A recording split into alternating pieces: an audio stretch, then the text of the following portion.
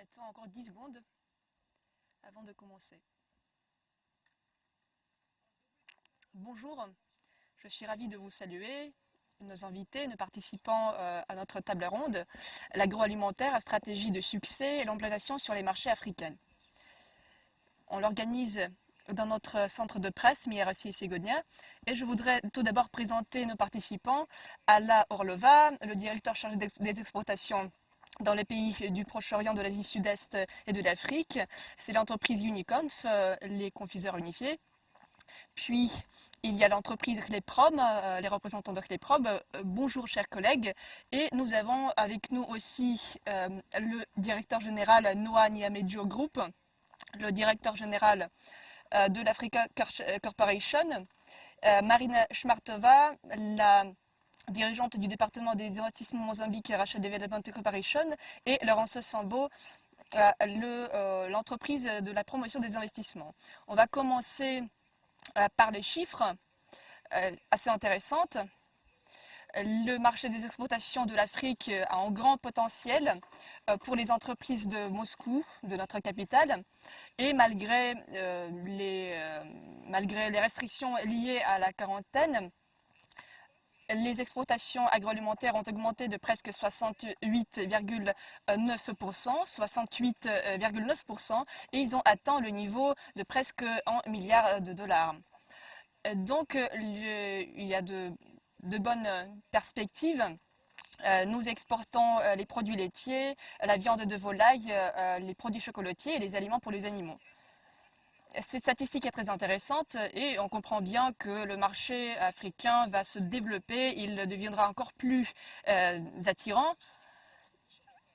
grâce à l'augmentation de la qualité de la vie et grâce à l'augmentation, la croissance de la population. Vers 2050, en Afrique, il y aura presque 2,5 milliards de personnes. Notre tâche pour aujourd'hui, c'est de nous concentrer sur la discussion afin de trouver les aspects bénéfiques de la coopération entre notre pays et les pays de l'Afrique. Je vous propose de commencer notre session par l'intervention de Madame Orlova. Je vous cède la parole. S'il vous plaît, appuyez sur votre bouton pour parler. Bonjour, chers collègues, nos futurs partenaires, j'espère. J'espère que nous deviendrons des partenaires. Je voudrais commencer par la présentation de notre entreprise. Alors, quelques propos généraux sur notre entreprise. C'est un groupe d'entreprises,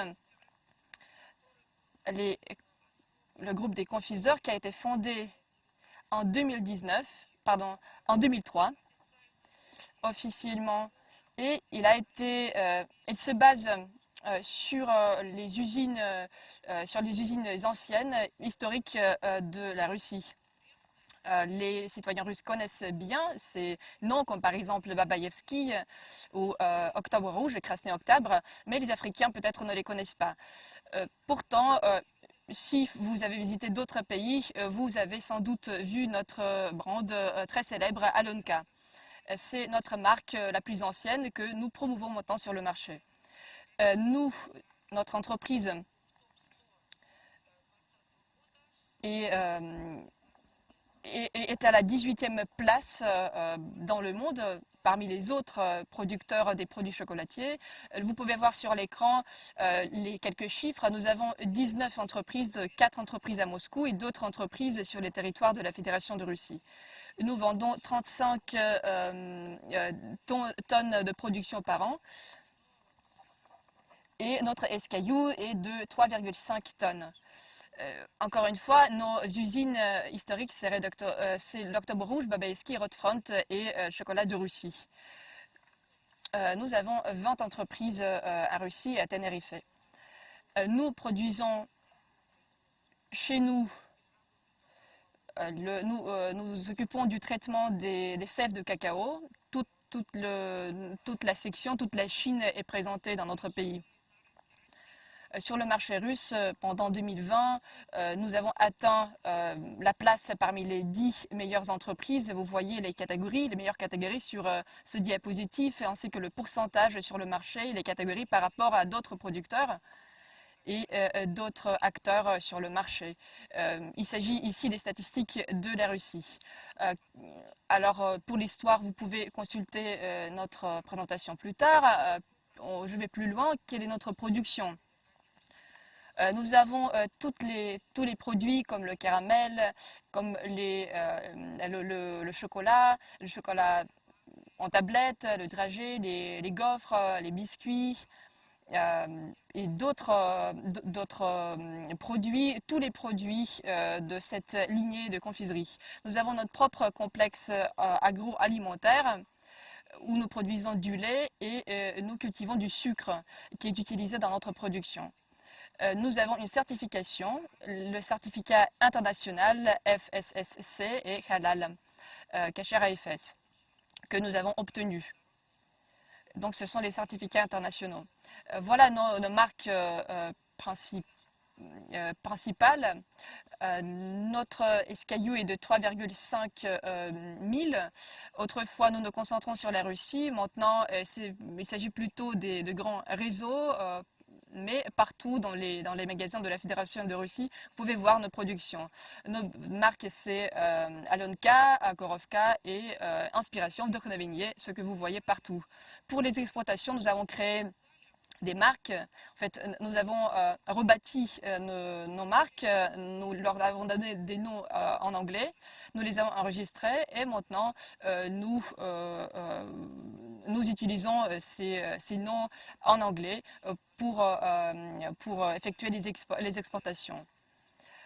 Nous exportons vers 48 pays. Les marques principales, c'est Gorovka, Alonka, puis Art Passion, Felicita, Bonroll et une nouvelle marque, Neo Botanica.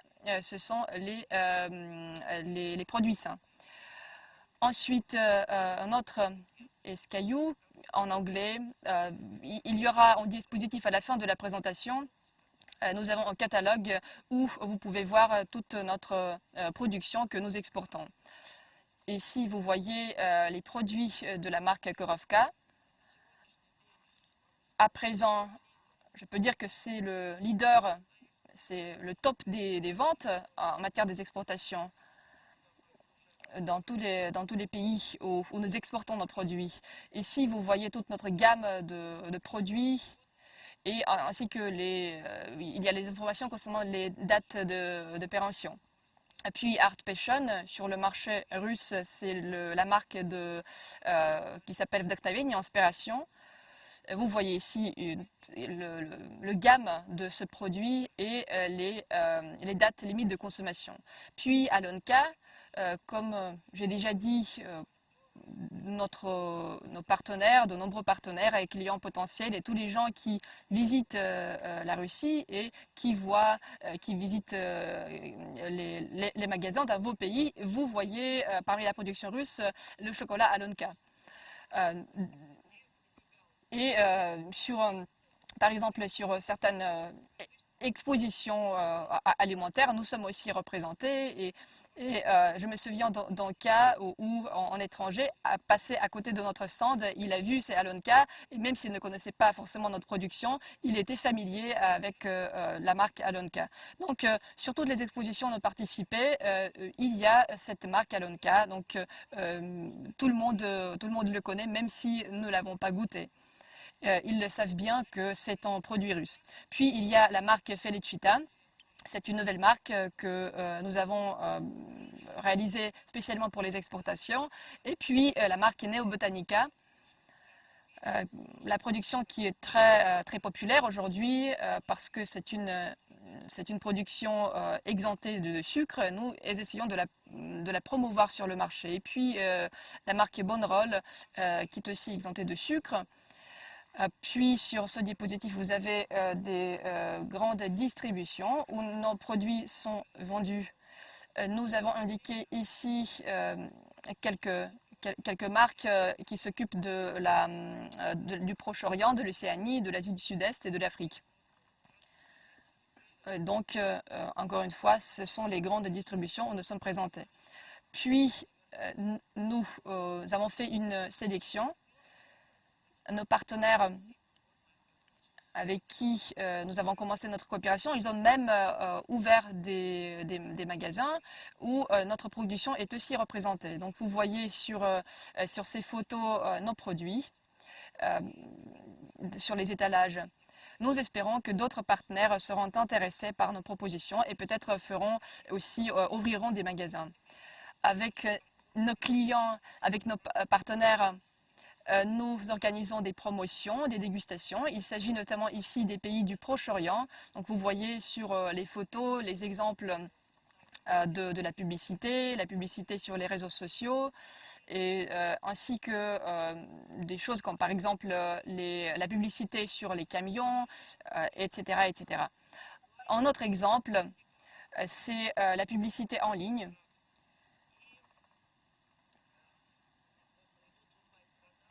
Nous effectuons des ventes en ligne dans le contexte de la pandémie. C'est assez efficace parce que dans ces conditions, les gens organisent le commerce en ligne. Nos partenaires ont fait de même. Ils ont même fait ils ont inventé quelques d'autres produits, comme par exemple des tasses avec notre logo. Donc c'est ainsi que nous promouvons aussi nos produits. D'autres exemples de nos équipements que nous fournissons à nos clients dans leurs points de vente. Encore une fois, c'est l'exemple des magasins que vous pouvez trouver en Russie. En Russie, d'ailleurs, nous avons ouvert 100 magasins d'Alonka dans 26 villes de notre pays. Ici, vous voyez nos adresses électroniques. Et si quelqu'un de nos clients potentiels s'intéresse à notre production, nous serons très contents d'organiser cette coopération. Donc, vous voyez ici nos mails par lesquels vous pouvez nous contacter. Ensuite, je tiens à dire que notre entreprise est grande, mais nous ne sommes pas des magiciens. Nous procédons de fil en aiguille. Nous sommes représentés dans 48 pays. Nous savons comment procéder, mais pour l'instant, en Afrique, nous ne sommes pas très bien représentés. Pour l'instant, nous n'effectuons pas beaucoup de ventes auprès de nos partenaires, mais les raisons ne dépendent pas de nos actions. Le problème, c'est que nous n'avons pas d'assez d'informations sur nos partenaires avec qui nous travaillons en Afrique. Autrefois, c'était plus facile parce que nous avons pu aller autrefois aux expositions, les partenaires nous contactaient, ils pouvaient voir nos produits, ils pouvaient nous contacter directement, avoir une conversation, ils avaient pu nous poser des questions. Et cela nous permettait de promouvoir la coopération. D'ailleurs, l'une des dernières expositions que j'ai mentionnées, c'était au mois de février 2020. Puis il y avait d'autres expositions à Dubaï, par exemple. Il y avait au total de 3 expositions et ces 3 expositions nous ont permis de trouver des contacts. Et ensuite, en travaillant à distance, nous avons conclu des contrats avec les entreprises que nous avons contactées lors de l'exposition. Nous avons juste continué de leur envoyer des informations sur nous. Donc, encore une fois, il faut toujours avoir le contact visuel et bien évidemment, ce n'est pas la même chose quand vous utilisez simplement les adresses mail. Il y a maintenant beaucoup de demandes que nous recevons, par exemple de la Nigeria, du Congo, peut-être encore le Côte d'Ivoire. Ils nous ont contactés. Nous leur répondons, nous leur envoyons des informations, mais ce sont des informations plutôt sèches, si je puis dire. Nous pouvons envoyer quelque chose, mais ce n'est pas assez. Alors, à présent, nous avons juste commencé de travailler sur le marché africain. Et l'Afrique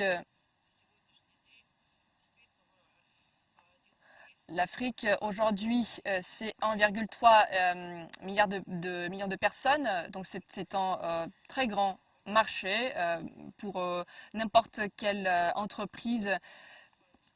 nous le comprenons et nous voudrions élargir notre sphère de contact sur le continent africain.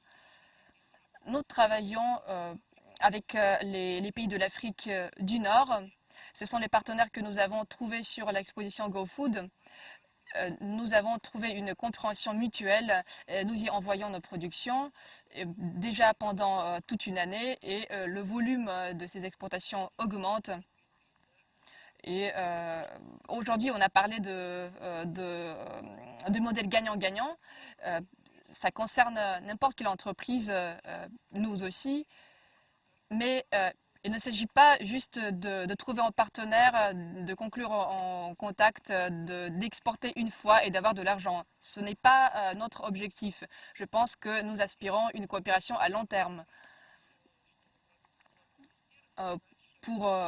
Afin de pouvoir tester la production et de promouvoir cette coopération mutuellement bénéfique pour la durée plus grande. Et j'espère qu'après la première vente, il y aura la deuxième vente, il y aura la troisième, etc., et ainsi de suite, pour que nos partenaires puissent acheter nos productions. Tout le monde est intéressé, nous y compris. Le marché n'a pas été exploité avant et cette année, nous avons exporté 300 SKU parce que personne ne pouvait pas savoir quels produits pourront devenir les meilleurs produits de vente. Alors, nous avons essayé ces 300 SKU et finalement, nous n'avons laissé que 15 ou 20. Il s'agit notamment des gaufres et des chocolats auxquels ce marché est intéressé. J'ai parlé à plusieurs personnes, le directeur de Nils Africa notamment, et on me disait toujours que le continent n'est pas homogène. On dit qu'il y a un continent uni, mais chaque pays de ce continent a ses propres préférences, ses préférences concernant l'emballage. Il s'agit par exemple d'emballage de 50 grammes ou de 500 grammes selon tel ou tel pays. Puis il y a les préférences pour certaines catégories de production. Dans un pays, on consomme plus le chocolat et dans d'autres pays, on préfère le caramel, le chewing-gum, etc. Nous n'avons pas de cette information et la Chambre de l'industrie et de commerce, Mospromtorg, pourrait, si possible, nous fournir ces informations concernant des pays concrets. Tout d'abord, ils peuvent nous fournir l'information concernant les partenaires, les éventuels partenaires, et puis nous voudrions avoir les informations sur le marché pour comprendre qu'est-ce que demander dans tel ou tel pays, quel produit, quel format, quelles sont les exigences pour les emballages. Alors, ce sont les informations dont nous avons besoin pour entamer cette coopération et entamer les exportations. Il y a une autre expérience qui n'a pas été réalisée jusqu'à présent, l'expérience avec le Ghana. Lors du forum Russie-Afrique, nous avons fait connaissance de certaines entreprises. Nous avons signé des contrats avec eux lors de ce forum. Et nous étions sûrs qu'en mois de novembre, nous pourrions effectuer des ventes. Mais maintenant, c'est le mois de mars 2021 et à part ce contrat signé, nous n'avons rien. Alors pourquoi est-ce ainsi? Oui, nous avons signé le contrat, mais le problème c'était la durée des exportations vers l'Afrique. C'est 72 jours à peu près, plus il y a des procédures douanières. Et l'entreprise a demandé de remettre à jour les paiements. Et donc, je l'ai déjà évoqué aujourd'hui lors de sessions précédentes. Nous avons appris qu'en Afrique, en fait, en Afrique, il y avait des banques internationales, mais ils n'étaient pas représentés au niveau dont nous avons besoin. Il y a nos banques, Raiffeisen Bank, Alpha Bank, par exemple, que beaucoup de personnes connaissent, les leaders dans le domaine bancaire. Ces banques n'ont pas de relation de correspondance avec les banques africaines. Il n'y a pas de système SWIFT établi entre eux. Et c'est pourquoi nous avons demandé aux autres entreprises de nous aider avec la documentation. Alors, la question reste ouverte et ce problème n'est pas réglé. Nous, à présent, nous n'avons pas de garantie bancaire. Nous ne pouvons pas même ouvrir en accréditif dans telle ou telle banque parce qu'il n'y a pas d'interaction entre les banques russes et les banques africaines. Nous nous sommes adressés à XR. XR nous dit qu'il n'assure pas les pays africains. Donc je pense qu'à présent, que nous avons perdu ce partenaire. Alors c'était juste un exemple, mais il me semble que cela reste valable pour les autres pays africains. Ils doivent prendre en considération la durée des exportations. Et je pense qu'ils veulent aussi demander de mettre à plus tard le paiement. Donc il faut régler cette question bancaire, les garanties en matière des paiements, et puis essayer de commencer la coopération et les exportations, parce que sinon ce n'est pas possible. Donc à présent, nous avons ces deux expériences de coopération avec les pays africains. Nous travaillons en ce moment avec le Maroc. Alors pour l'instant, je ne peux pas vous dire quelque chose de précis sur cette coopération. Je voudrais m'adresser à Gazprom et à la Chambre de l'industrie et de commerce et à nos partenaires. Nous cherchons quelqu'un qui puisse nous octroyer une aide. Et cela concerne aussi toutes les entreprises, toutes les usines qui veulent entrer sur le marché africain. Nous ignorons absolument notre partenaire potentiel en Afrique. Aujourd'hui, nous avons beaucoup parlé du Nigeria. Alors, nous avons reçu beaucoup de demandes par mail du Nigeria. On nous disait qu'on voulait acheter notre production, etc. ainsi de suite. Nous avons envoyé des informations sur notre production, nos prix, etc.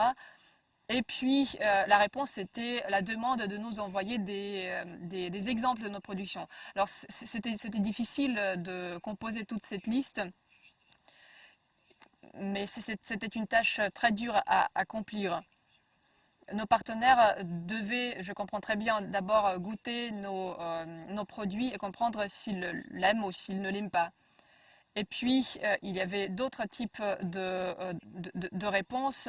Il fallait passer par la procédure de certification, nous payer $2000. Et puis, au bout d'un moment, nous avons compris que dans certains cas, il s'agissait de la fraude, des escrocs qui ont voulu nous utiliser. Et donc, encore une fois, nous cherchons cette aide pour que nous puissions trouver des partenaires, des distributeurs, des informations sur telle ou telle entreprise, si cette entreprise est fiable ou pas. Quant à nous, notre entreprise est bien connue et vous pouvez trouver des informations nous concernant sur Internet. Et alors nous voudrions apprendre quelque chose sur la fiabilité et juste quelques informations sur nos partenaires potentiels sur le marché africain.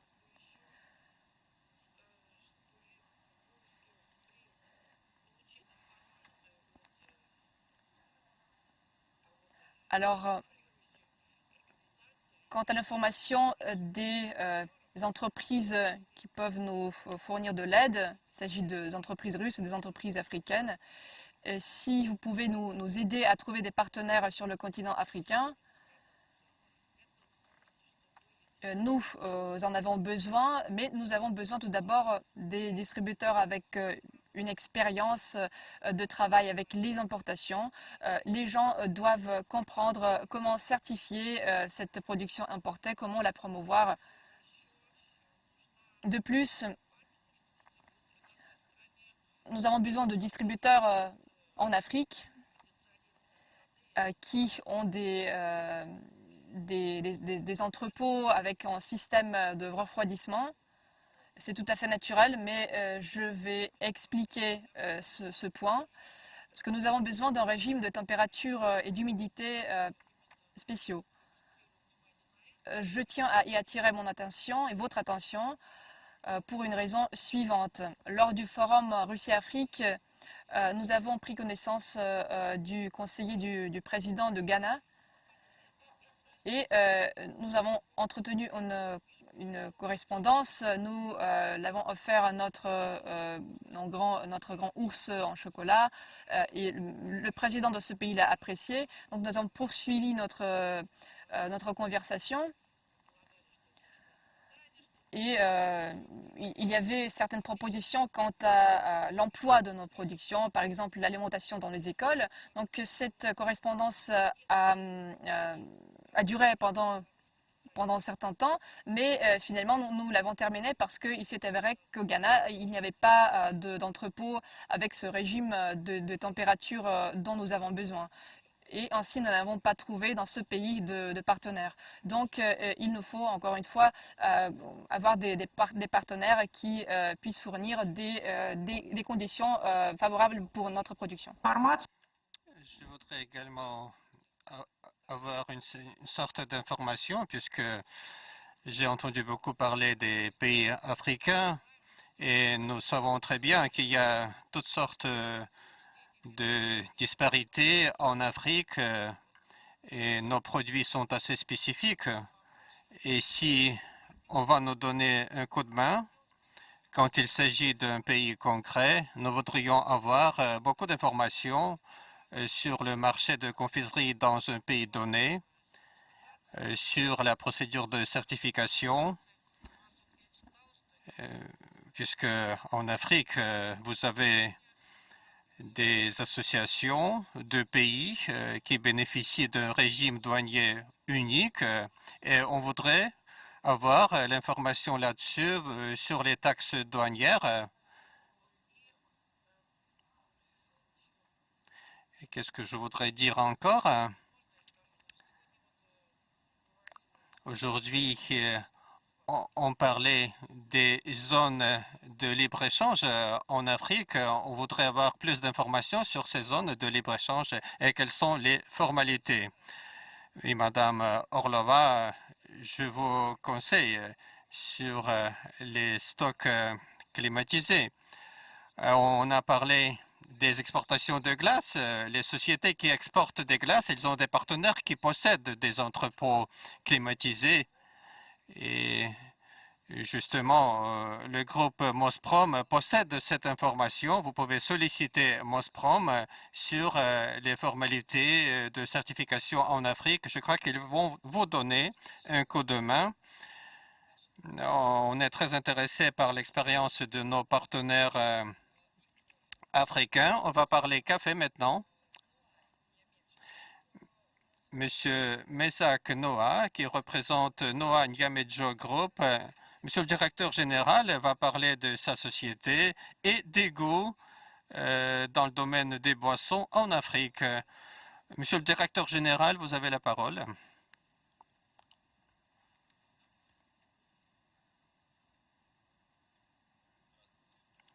Bonjour. Merci aux organisateurs pour cette opportunité de prendre la parole et vous dire quelques mots sur notre société. Avant de parler de notre société, je voudrais, au nom du président de notre chambre agricole, vous remercier pour cette possibilité de prendre la parole à ce forum.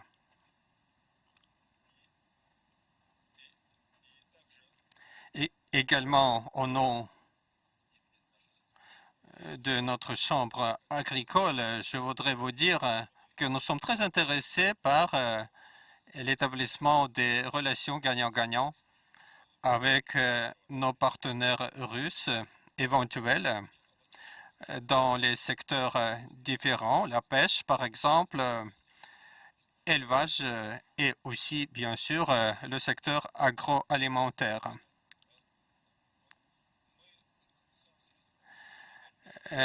Nous sommes disposés d'établir les liens avec nos partenaires russes. Quelques mots donc sur notre société. Notre société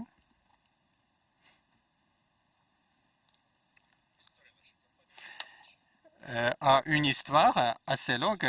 Nous sommes fondés en 1960 par M. Michel Niamedjo. C'est mon père en fait. C'est une entreprise familiale et au début, notre société était spécialisée sur les plantations de cacao, mais aussi le transport et les exportations du café et de cacao. Notre entreprise s'est développée le long des années dans le domaine du cacao et du café. Notre entreprise Niamedjo est la quatrième entreprise qui exporte le café au Cameroun. Qu'est-ce que je peux dire là-dessus alors? Nous avons quelques projets. Quel est notre défi, notre grand objectif? C'est que Cameroun, c'est un grand producteur du cacao, mais une partie très minime est traitée sur place. Et qu'est-ce que nous proposons alors? Durant des longues années, nous avons essayé de trouver une solution pour lancer une ligne de production du chocolat. Nous avons voulu construire cette usine, mais malheureusement, ce n'est pas facile puisque nous voudrions être une des premières entreprises au Cameroun qui lance un traitement industriel du cacao pour traiter environ 32 000 tonnes de cacao par an. Mais cela nécessite des investissements pour le montant de 55 millions d'euros. C'est un projet d'envergure et pour cela, nous avons besoin de partenaires. Durant des années, nous avons coopéré avec les institutions de l'ONU pour trouver des ressources et pour comprendre quels sont les problèmes des agriculteurs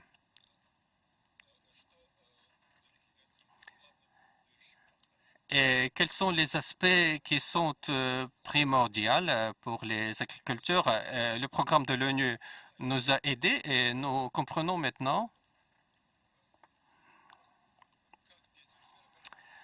quels sont leurs problèmes, quelles sont les procédures de livraison et comment nous pouvons mettre en place cette chaîne de livraison du cacao. Vous avez parlé du forum Russie-Afrique. À Sochi, là, nous avons établi des contacts avec le groupe Uniconf et je suis très heureux de voir Madame qui représente ce groupe. Et je me réjouis également du fait que nos partenaires comprennent les problèmes qui sont les nôtres en Afrique et vous pouvez vous implanter en Afrique. De notre côté, nous voulons également vous aider pour établir ces contacts, mais nous voulons également être présents en Russie. Pour nous, c'est une très bonne nouvelle. Notre premier contact avec le groupe Uniconf a eu lieu au Forum Russie-Afrique et en octobre 2020, nous avons présenté les échantillons de nos fèves de cacao, mais malheureusement, dès aujourd'hui, nous n'avons pas eu de réponse.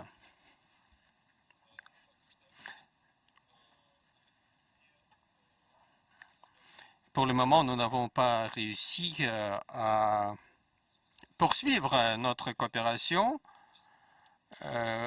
et pour mettre en place une procédure organoleptique pour déterminer les préférences du goût. De toute façon, nous allons continuer et nous avons prévu de présenter d'autres échantillons de fèves de cacao pour avoir du succès sur le marché russe et pour continuer notre coopération naissante avec la Russie.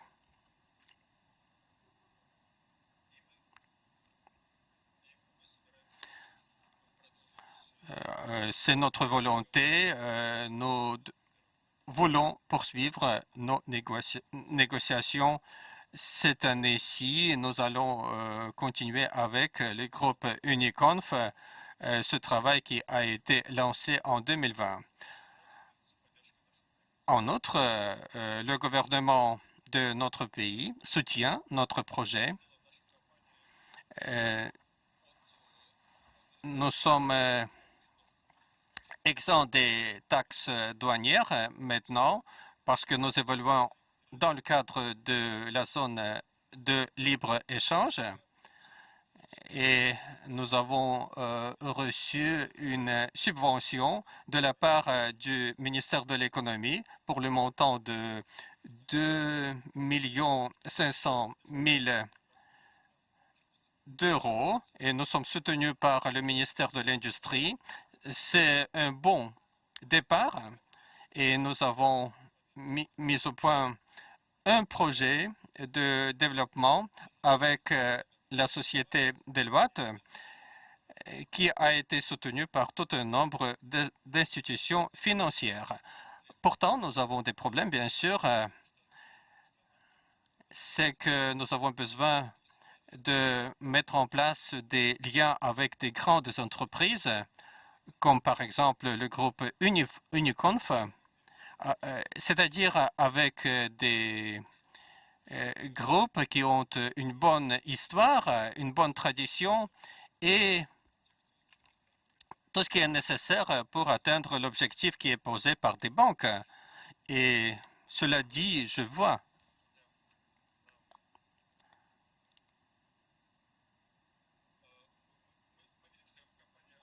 que le groupe Uniconf, c'est un très bon acheteur, mais il y a une sorte d'entrave technique.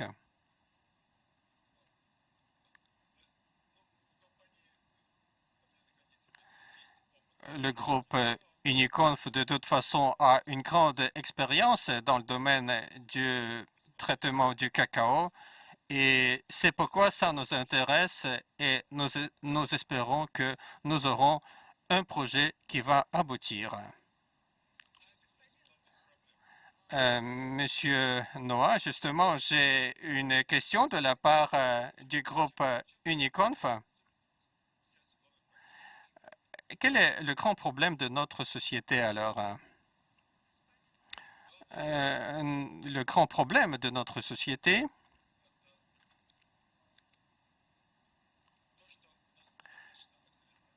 c'est que nous n'avons pas assez de capital au sein de notre société anonyme et nous n'avons pas de moyens pour investir de moyens suffisants. Puisque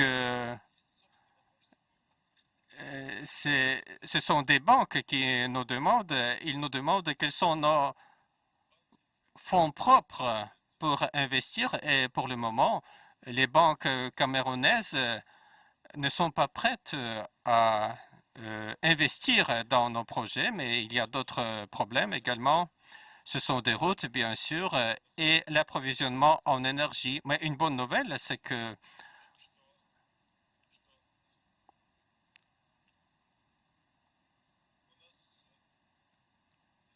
c'est que nous avons des liens assez étroits avec les sociétés qui font l'approvisionnement en gaz naturel.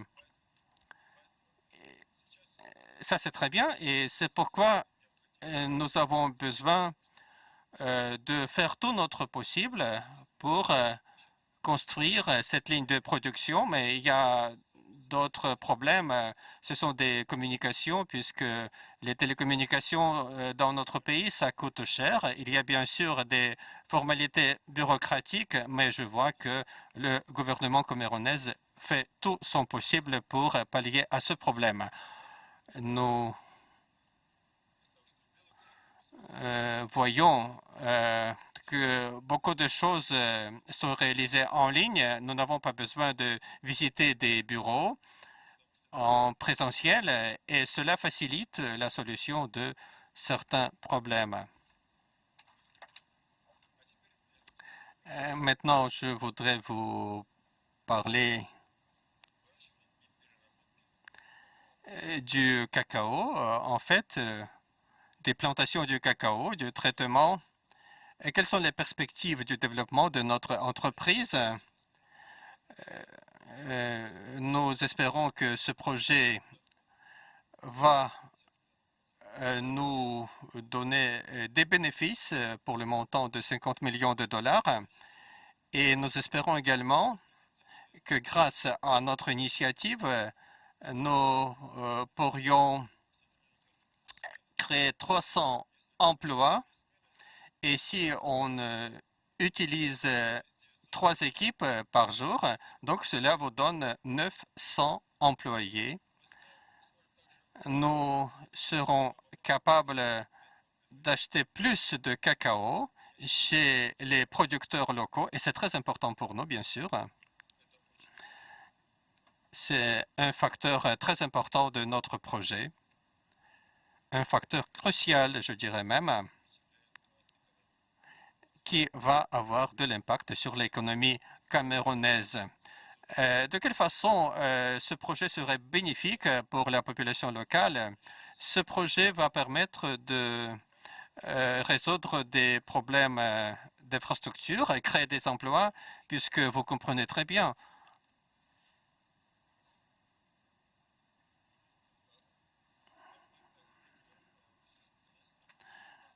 que notre pays, le Cameroun, c'est un pays agricole qui produit du cacao à grande quantité.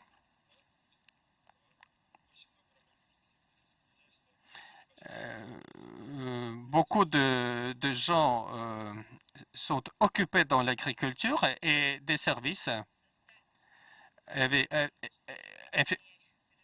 Effectivement, si nous serons capables de mettre en place cette ligne industrielle, et donc des gens pourront travailler dans l'usine avec des technologies sophistiquées, à l'instar, par exemple, du groupe Uniconf. Si les étudiants qui font des études au Cameroun aujourd'hui vont maîtriser le savoir-faire pour produire du chocolat à base du cacao que nous produisons, ça sera une très bonne chose pour promouvoir notre économie. Et bien sûr, nous sommes très intéressés par la coopération avec le groupe Uniconf pour avoir accès à des hautes technologies, les technologies en provenance de la Russie.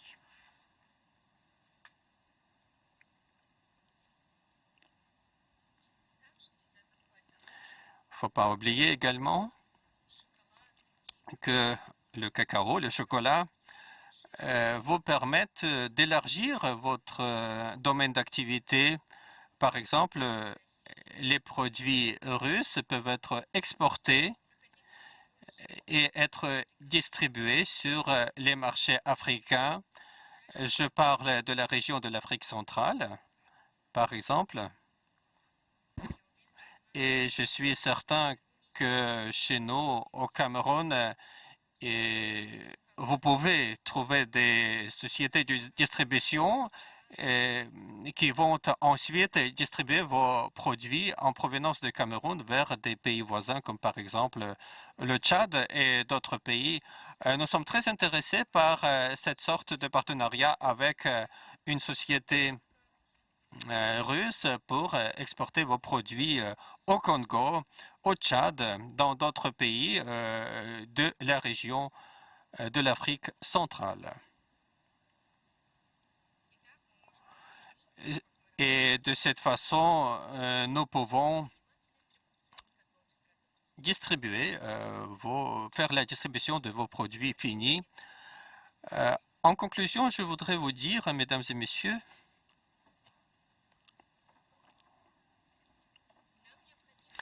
que nous avons besoin avec vous de soutenir les producteurs sur place, puisque la production du cacao, c'est un domaine très important de l'économie nationale au Cameroun. Et justement, notre projet dont j'ai parlé a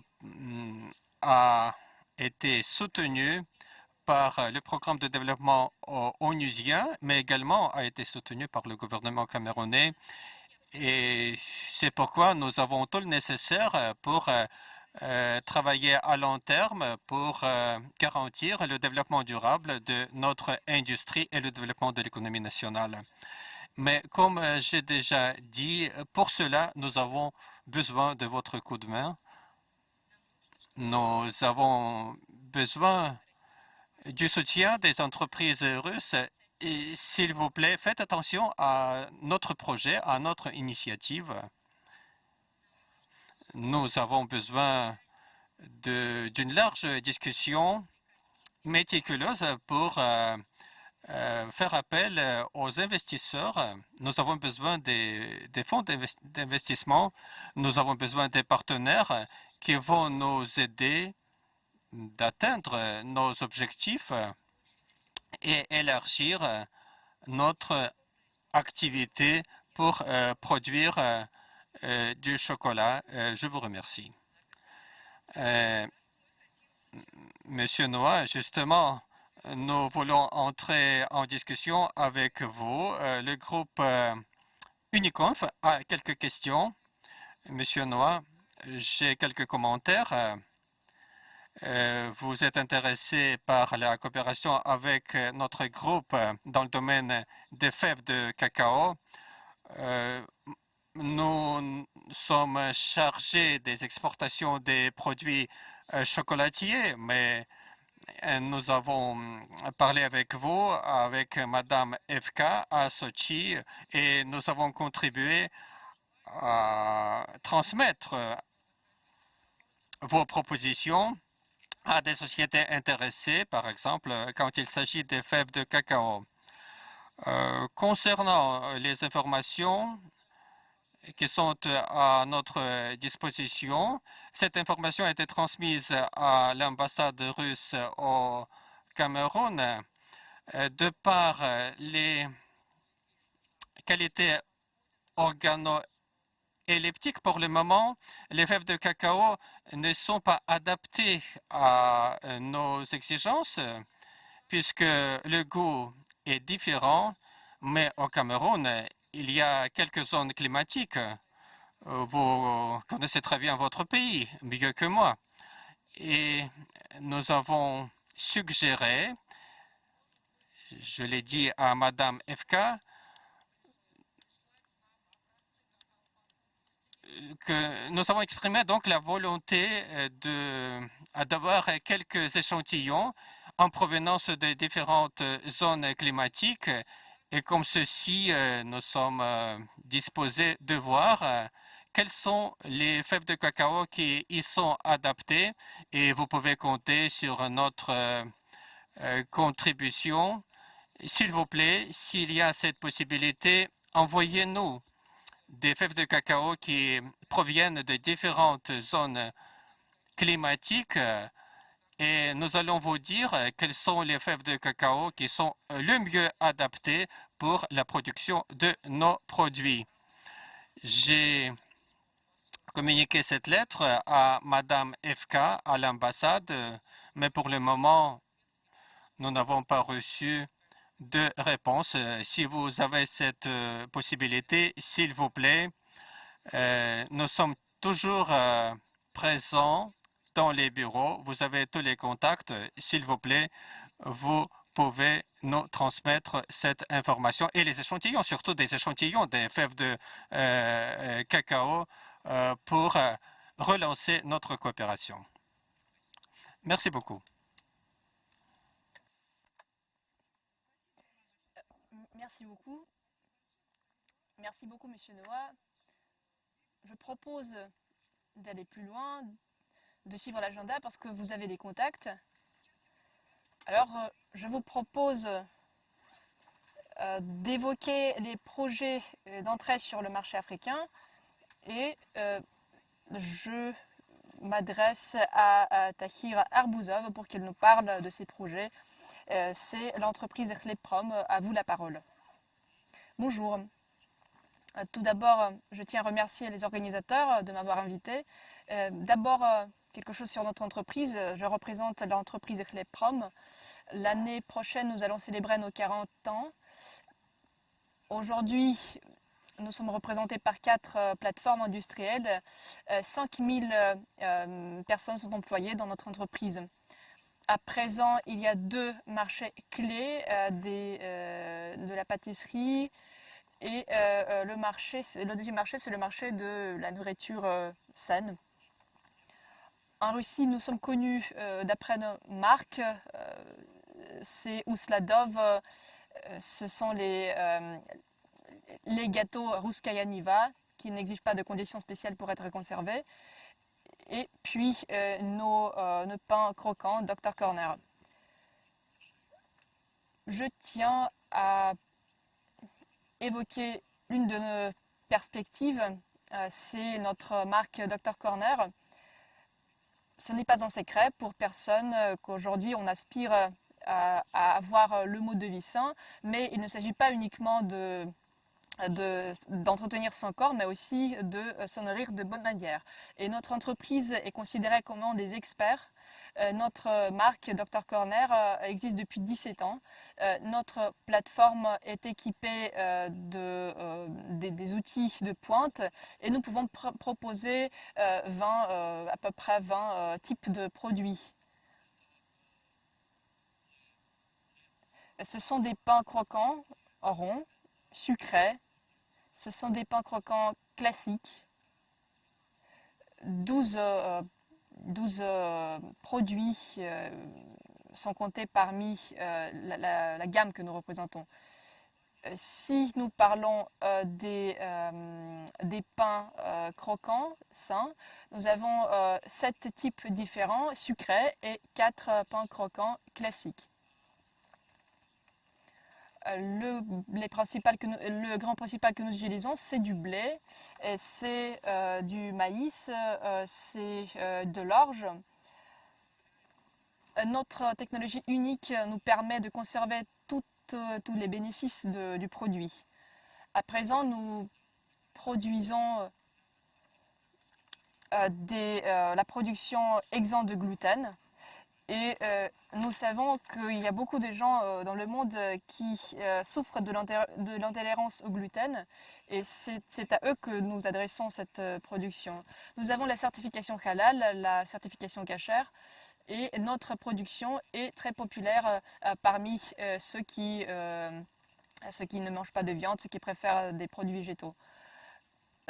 On utilise nos produits au lieu de pain pour les sandwichs.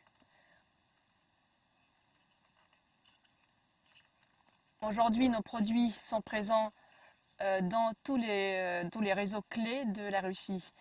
Si nous parlons des exports, nous exportons nos produits dans plus de 27 pays du monde. Nous sommes représentés aux États-Unis, en Europe, en Asie et au Proche-Orient. Je voudrais m'arrêter sur les pains croquants classiques. Il y a les pains de sarrasin qui sont très populaires au Japon. Il y a d'autres types de pains croquants qui sont aussi populaires. Par exemple, il y a des pains croquants sucrés dans lesquels nous utilisons des ingrédients naturels et nous n'y ajoutons pas de sucre. En ce qui concerne les préférences gustatives, nous avons des pains croquants de caramel de différents baies, comme par exemple la myrtille de marais ou le canneberge. Il y a un autre type de produit, des pains croquants très fins, qui sont faits à la base du maïs. On y ajoute de la quinoa, des herbes de Provence. Il y a aussi la production dans l'emballage individuel, ce qui est très important lors de la pandémie. Nos pains peuvent être produits dans le même emballage comme celle de Ronica.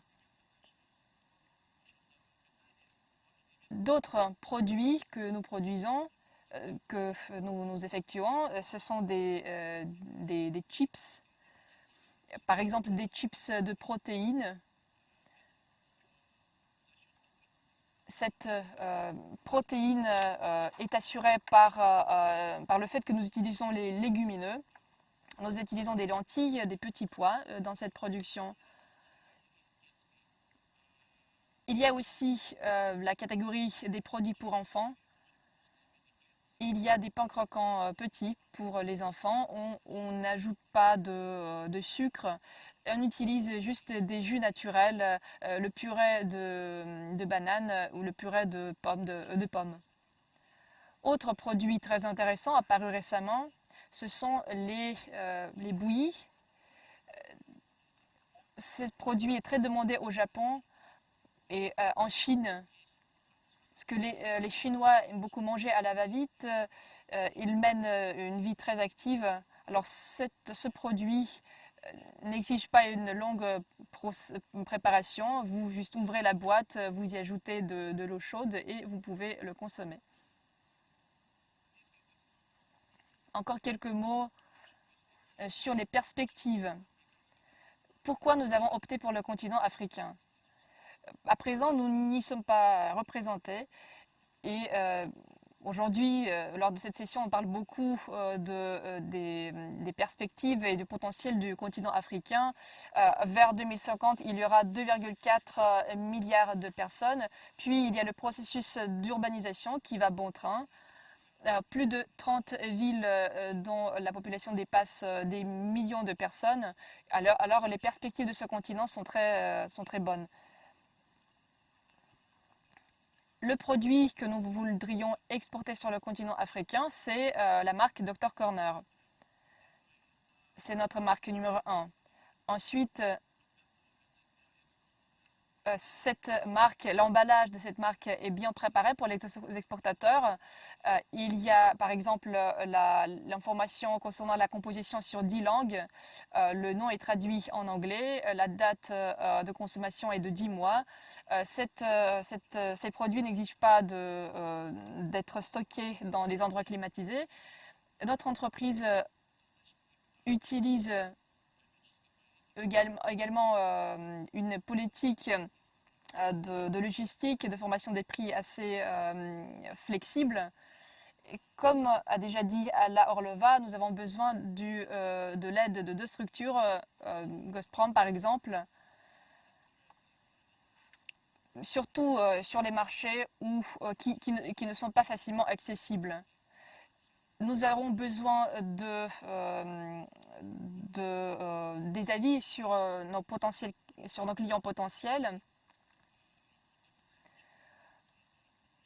Donc, il y a aussi, nous aurons besoin d'avoir des informations concernant l'assurance et d'autres types d'informations. Donc, j'espère que ensemble, avec notre entreprise, avec le soutien de nos entreprises, nous pourrons accéder au marché africain et de présenter notre production avec succès. Nous sommes ouverts à la coopération, mais pour comprendre où nous pouvons aller, il faut discuter des cas de figure concrets. Merci beaucoup. Monsieur Arbuzov, merci beaucoup d'avoir partagé vos projets. J'invite l'invité suivant c'est Marina Shmatova, chargée des investissements de Mozambique Russia Development Corporation. Bonjour, chers collègues, est-ce que vous m'entendez? Oui, on vous entend. Heureux de vous saluer du Mozambique.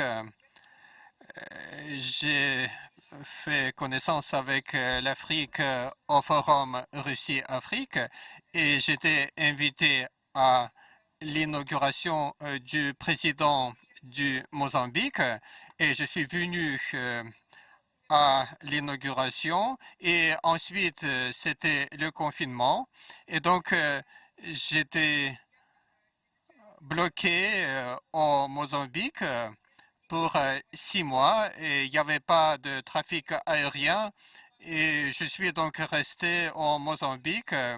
Nous avons ouvert notre entreprise sur place avec le soutien de la Chambre du commerce d'industrie du Mozambique et avec le soutien de certaines entreprises russes. C'est une expérience unique et j'ai reçu cette chance de vivre en Afrique. Et l'avantage, c'est que à mes côtés, il y a des représentants des grandes entreprises et des banques qui se trouvent bloqués au Mozambique. On travaille côte à côte et nous avons mis au point une sorte de stratégie et nous avons donc investi plus de 200 millions de dollars déjà. C'est une expérience unique et je crois qu'il faut nous unir avec la Chambre de commerce et d'industrie de Moscou et soutenir les entreprises russes qui voudraient s'implanter en Afrique. Nous nous occupons non seulement de l'agroalimentaire, mais également des secteurs industriels. Et je vous conseille de travailler en Afrique, à l'instar d'autres pays, la Chine, l'Inde, les États-Unis. Nous exportons des machines-outils, mais il n'y a pas de service après-vente. Il n'y a pas d'entrepôt et c'est un inconvénient. Mais il y a par exemple des entreprises russes qui produisent des frigidaires qui voudraient exporter en Afrique. Mais pour ça, vous avez besoin d'infrastructures. Le gouvernement du Mozambique, vous pouvez accorder des terrains, accorder également des facilités dans le domaine des taxes douanières et nous voyons que c'est possible. Nous développons ces secteurs dès le début. Nous avons investi sur place. Nous avons nous avons obtenu des terrains, nous avons construit des entrepôts et je vous parle des choses que vous connaissez très bien, mais je crois que c'est un très bon conseil. Il y a des collègues qui travaillent depuis longtemps en Afrique et l'approche doit être stratégique. Cette approche doit être intégrée. Nous développons notre entreprise en Tanzanie, par exemple, au sud de ce pays, et nous allons développer cette entreprise qui va être représentée par la ligne industrielle de traitement de l'huile végétale. Et puis, on va vendre de l'huile produite en Tanzanie. Nous invitons donc toutes sortes d'entreprises et ce qui est très important, c'est de savoir travailler avec vos produits en Afrique. Avec beaucoup d'intérêt, j'ai suivi la présentation du groupe Uniconf Je voudrais dire qu'il y a des traditions familiales en Afrique et ces traditions sont très respectées. Et vos produits seront demandés en Afrique. Et ici, les produits à base de chocolat sont très chers et vos produits seront très bienvenus en Afrique. Je voudrais vous communiquer des contacts. Les gens en Afrique aiment la Russie, mais euh, il n'est pas suffisant d'exporter vos produits. Vous devez mettre sur place toutes sortes d'infrastructures avec le soutien des différents ministères. On vous attend ici en Afrique. C'est pour ça qu'ils ont créé la zone de libre-échange. Ils sont prêts à vous accorder des terrains. Il faut faire apprendre les gens à travailler avec vos propres produits. Nous avons écouté la présentation du collègue qui parlait des fèves de cacao. C'est aussi une entreprise qui a des perspectives. Il faut créer votre propre réseau de distribution, créer votre propre marque. En Afrique, les gens aiment des fêtes. Il y a 4-5 récoltes par an en Afrique. Et la Russie est prête à s'implanter en Afrique. La Russie est attendue en Afrique. On aime la Russie en Afrique. On garde une bonne mémoire des années de coopération avec la Russie. Cela fonctionne. Et je crois que cela a des perspectives. J'ai parlé avec des représentants du ministère et on me dit toujours, s'il vous plaît, invite tes collègues russes en Afrique. On vous attend en Afrique, mesdames et messieurs. Notre corporation d'investissement est prête à vous aider. Nous investissons beaucoup déjà dans cette zone de libre-échange. Nous avons commencé à lancer un complexe agricole dans une région du Mozambique, en Tanzanie également. Et tout ce que j'ai entendu aujourd'hui, c'était très intéressant et c'est encourageant.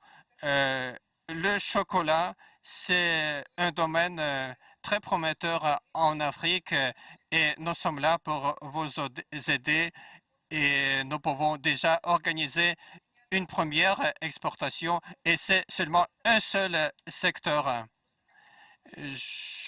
J'étais très émotionnel, mais je vous conseille de venir en Afrique. Je suis maintenant au Mozambique. Nous travaillons avec beaucoup de pays en Afrique actuellement. La COVID empêche de voyager, mais de toute façon, il faut faire tout notre maximum pour saisir cette chance.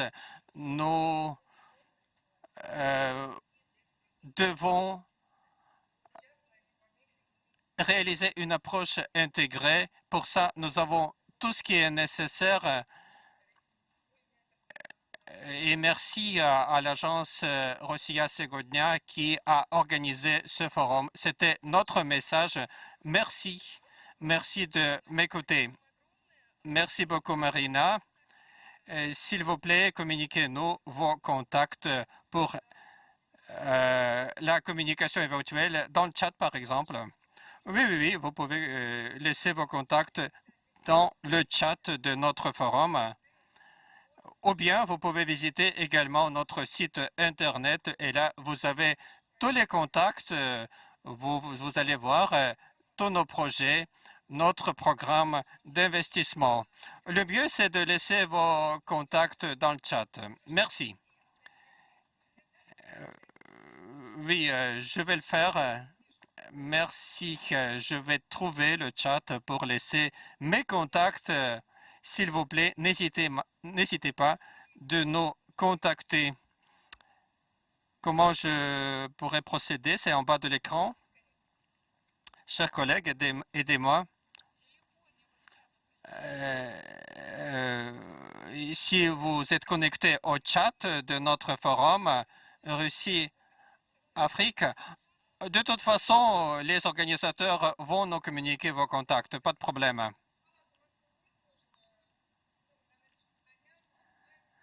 Oui, les organisateurs connaissent mes contacts, mon numéro de téléphone. Et en effet, nous avons besoin du soutien des institutions financières. Il y a du pain sur la planche. Il faut travailler ensemble. Il faut établir des contacts directs. Vous avez tout le nécessaire pour cela. Merci beaucoup, Marina. Nous avons des questions de la part des journalistes. Sputnik Chine adresse la question. La Chine est un partenaire commercial de beaucoup de pays africains. Il lance des projets d'infrastructure. Est-ce que les entreprises russes sont prêtes à entrer en concurrence avec les entreprises chinoises sur le marché africain? À votre avis, pardon. Oui, nous coopérons avec les entreprises chinoises, justement. J'ai travaillé en Chine. Nous avons lancé un appel d'offres avec une entreprise chinoise et nous avons développé ensemble notre projet. En effet, les entreprises chinoises connaissent très bien le marché africain et les partenaires chinois nous ont beaucoup aidés. Et je crois qu'il ne faut pas entrer en concurrence avec nos partenaires chinois. Il faut travailler ensemble. Pour le moment, nous ne sommes pas très présents sur le marché africain et nous avons beaucoup à apprendre chez nos partenaires chinois. Il faut organiser des entreprises mixtes, des associations et ça sera très profitable. Il faut travailler ensemble, la Russie, la Chine, les pays africains ensemble. Et ça sera une très bonne union. Par exemple, c'est ce que je vois ici sur place au Mozambique. Et en effet, la Chine construit des routes, construit beaucoup de choses en Afrique. Il faut apprendre comment faire. Il faut voir comment nos partenaires chinois font en Afrique. Merci beaucoup, Marina. Et je voudrais encore vous adresser une question. Quels sont les produits qui sont les bienvenus en Afrique? Et avant le début de notre table ronde, M. Grigorenko a demandé la parole et il voudrait donc parler des produits russes qui sont très demandés en Afrique. C'est le président de la commission agricole du comité de coordination chargé de la coopération économique avec l'Afrique. Vous avez la parole, M. Grigorenko. Oui, tout d'abord, je me réjouis des interventions de mes collègues du Mozambique. C'est un très beau pays. Je l'ai visité à plusieurs reprises. Et ce que j'ai entendu, moi en tant que représentant le président de la commission, ça me réjouit. Nous regardons l'Afrique non seulement comme comme le marché des exportations, mais ce sont nos amis qui s'adhèrent aux objectifs du développement durable, la lutte contre la famine notamment, et la Russie est un très bon partenaire là-dessus. nous avons évoqué le besoin des équipements dans l'industrie de traitement, des stocks que nous construisons dans des pays comme le Ghana, dans le Nigeria, etc. Ce n'est pas très cher pour l'entreprise comme la vôtre, mais il faut toujours aller en Afrique, prendre sa production et communiquer. Et la deuxième chose à laquelle je voudrais attirer attention, ce sont les conditions pour nos ingénieurs. Il y a le problème de la qualité des services de nos ingénieurs. Nous n'avons pas de concurrents dans le monde. Nous avons des qualités de nos services qui sont excellents. J'ai travaillé en Afrique, nous savons travailler en Afrique et nous avons de très bons contacts. Mais cette passerelle entre le début du projet et le début de son financement, le financement avant le lancement du projet, la préparation du plan business, les finances, c'est une question non seulement de la communication, mais du financement du début. Et ici, je suis d'accord avec M. Morozov, ici, nous voudrions voir les représentants des banques, Afreximbank, RETS et autres banques aussi, donc les représentants du domaine des investissements. Les petites et moyennes entreprises ne jouissent pas de grands soutiens en la matière. Notre